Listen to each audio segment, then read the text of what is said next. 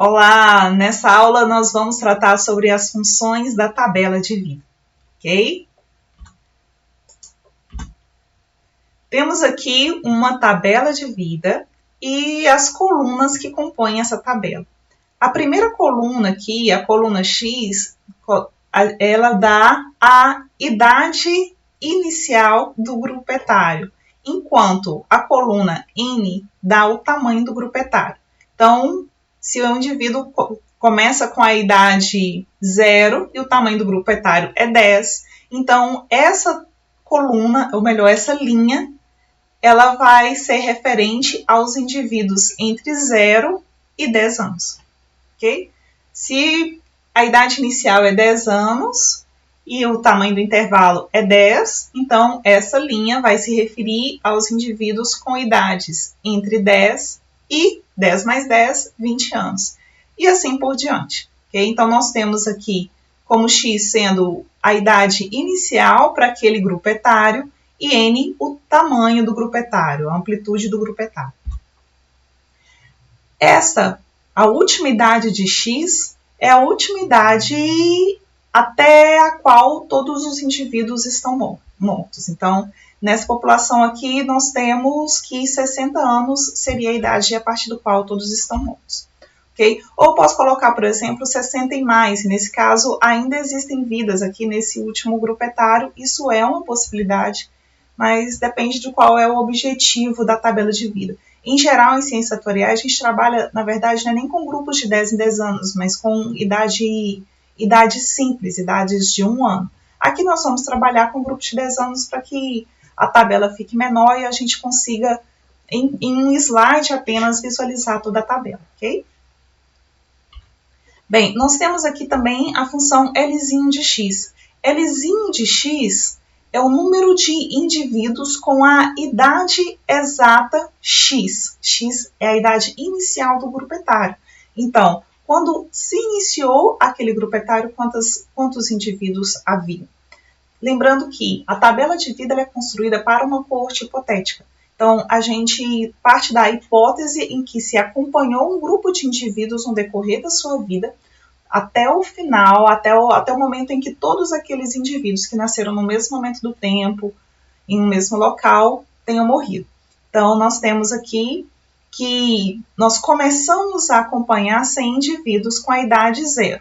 A idade exata 10, haviam apenas 90 indivíduos. A idade exata 20, havia apenas 65 indivíduos. A idade exata 30, havia 55, a idade exata 40, 30 indivíduos, a idade exata 50, 15 indivíduos e aos 60 já não havia ninguém. Ou seja, os indivíduos foram morrendo no decorrer do tempo, de forma que a cada idade exata analisada seguinte havia uma quantidade menor de indivíduos.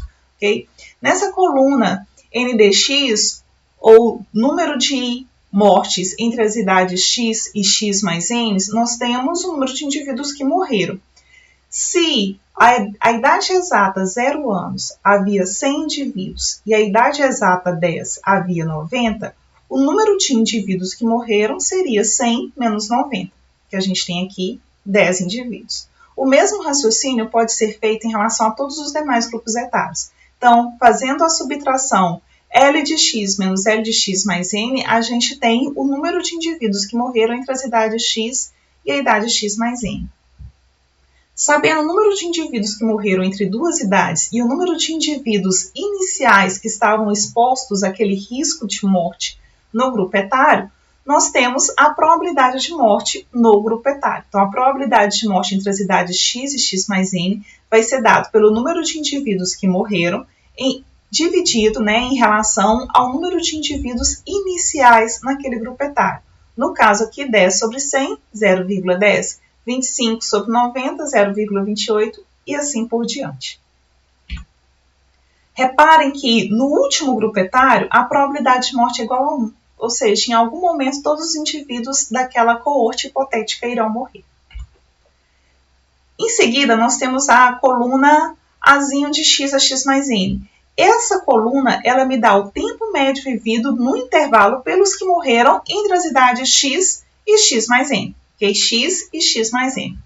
Então, bem, naquela coorte hipotética, esses indivíduos que morreram viveram algum tempo dentro daquele intervalo etário.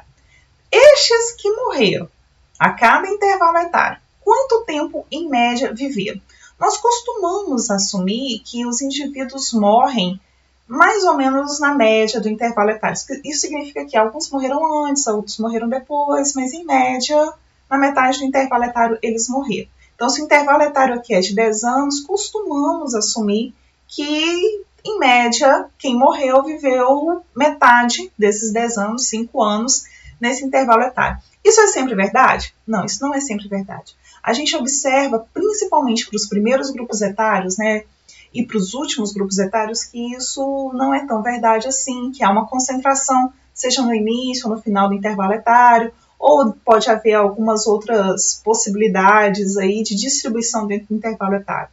Mas aqui, para simplificar, nós vamos fazer essa suposição para ver todas as funções da tabela de vida, ok? E aprofundamentos podem ser feitos para alguns grupos etários em particular, mas em geral para grupos de idade adulta, isso é aproximadamente verdade.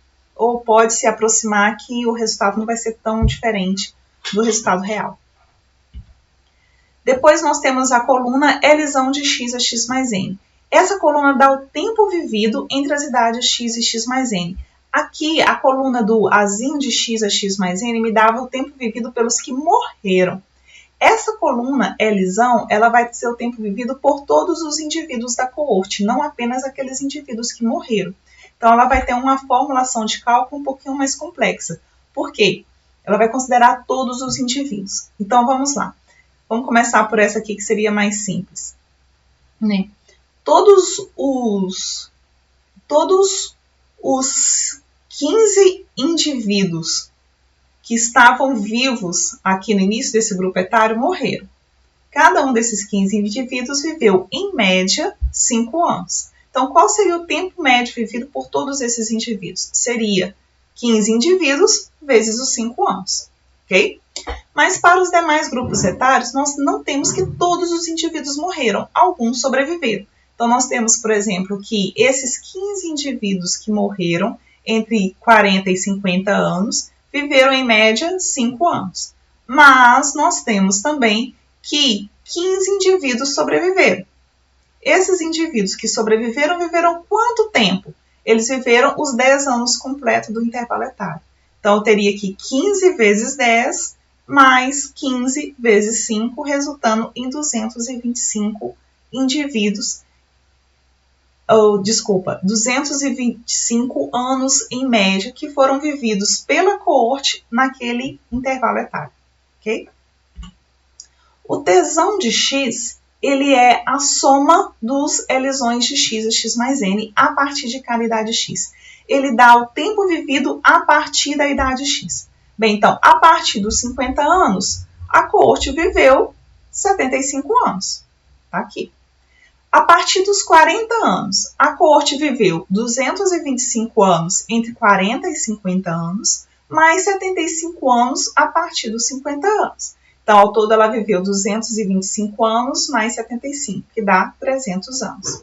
A partir dos 30 anos, a coorte hipotética viveu 425 anos entre 30 e 40 anos, mais 225 anos entre 40 e 50 anos, mais 75 anos a partir dos 50 anos. Então, ela viveu a soma de tudo isso a partir dos 30 anos. Então, o Tzão de x é 725. E assim por diante. Por fim, nós temos a função esperança de vida, que é dada, ela é uma medida de tempo esperado. O tempo esperado é o tempo vivido a partir daquela idade sobre os indivíduos que estavam aptos a viver a partir daquela idade. Ok? Então, ela vai ser dada pelo Tzão de x em relação ao Lzinho de x. Aos 50 anos, por exemplo, esse tempo é 75, que é o Tzão de x aos 50 anos, dividido pelo Lzinho de x aos 50 anos, que é 15. Então, 75 sobre 15. A idade 0, ela vai ser dada pelo Tzão de 0 sobre Lzinho de 0, que vai dar 30,5 anos. E assim por diante. É importante falar também da função P de x a x mais n, que dá a probabilidade de sobrevivência. Se Q de x é x mais n é a probabilidade de morte, e só existem duas possibilidades, estar vivo ou estar morto, a probabilidade de estar vivo, ou melhor, a probabilidade de permanecer vivo naquele grupo etário ou de morrer naquele grupo etário, soma dessas duas tem que ser igual a 1, certo? Porque ou o indivíduo permanece vivo ou ele morre dentro daquele intervalo etário. Então, a gente já tem a função Q de x a x mais n, fazendo 1 menos Q de x a x mais n, nós encontramos a probabilidade de sobrevivência dentro daquele intervalo etário. Ou nós podemos também utilizar a relação Lzinho de x mais n sobre Lzinho de x, porque o número de indivíduos que sobreviveram em relação ao número de indivíduos iniciais naquele grupo etário é igual à probabilidade de sobreviver dentro daquele grupo etário. Bem, é isso que nós temos para hoje. Muito obrigada.